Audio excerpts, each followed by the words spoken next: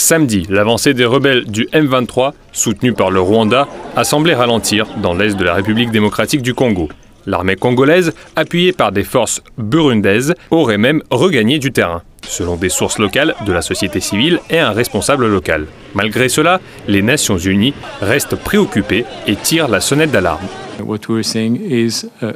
Ce que nous observons, c'est un déplacement supplémentaire du M23 et des FDR vers le sud, à Bukavu. Nous sommes préoccupés non seulement par ce qui concerne l'Est de la RDC. Si vous prenez en considération le passé, cela a le potentiel de déclencher un conflit régional plus étendu. Il est donc essentiel que tous les efforts diplomatiques visent à l'éviter et à faire cesser les hostilités.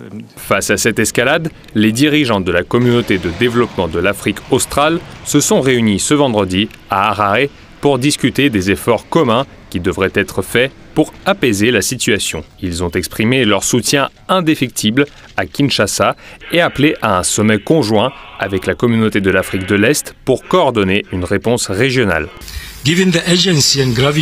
Étant donné l'urgence et la gravité de la situation sécuritaire actuelle en RDC, le sommet extraordinaire de la Troïka de l'Organe a senti le besoin de réévaluer sa réponse collective en ce qui concerne la restauration de la paix et de la sécurité en RDC. Je ne doute pas, Excellence, que les décisions de ce sommet reflèteront notre engagement de longue date et notre soutien au peuple congolais, ainsi que notre objectif plus large d'avoir un impact significatif sur la sécurité et la stabilité dans la région et sur le continent.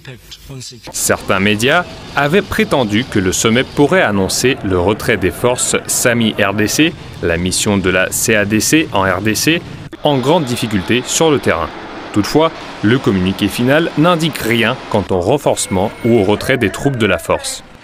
Le sommet a ordonné l'envoi immédiat des ministres de la Défense, des chefs d'état-major et des pays contributeurs de troupes en République démocratique du Congo afin d'assurer la sécurité des troupes de la SAMI-DRC et de faciliter le rapatriement immédiat des corps des militaires décédés et de ceux qui ont été blessés.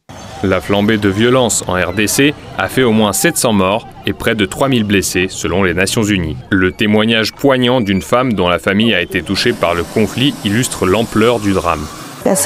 Mon Dieu, quand j'ai vu mon 4e enfant mort, je me suis demandé ce que j'allais faire. Cette guerre avec le M23 m'a rattrapé à Goma. Nos voisins sont allés essayer de récupérer son corps, mais les rebelles ont alors jeté une autre grenade. Il est donc resté seul sur la route. Moi, j'étais dans la maison. Je n'ai même pas eu le courage d'aller le chercher. Et je n'ai même pas eu le courage d'aller le chercher, alors je suis restée avec ses frères, en larmes. J'ai vu des corps empilés comme des sacs de riz du Programme alimentaire mondial.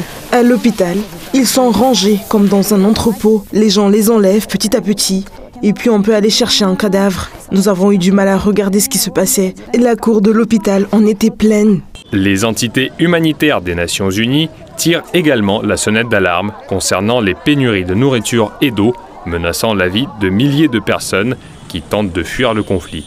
La guerre a également paralysé les services de base d'un centre humanitaire à Goma et des camps de personnes déplacées à la périphérie de la ville. La région a servi d'abri à des centaines de milliers de réfugiés, dont certains ont été contraints de fuir leur foyer lors des précédentes vagues de combats au fil des ans.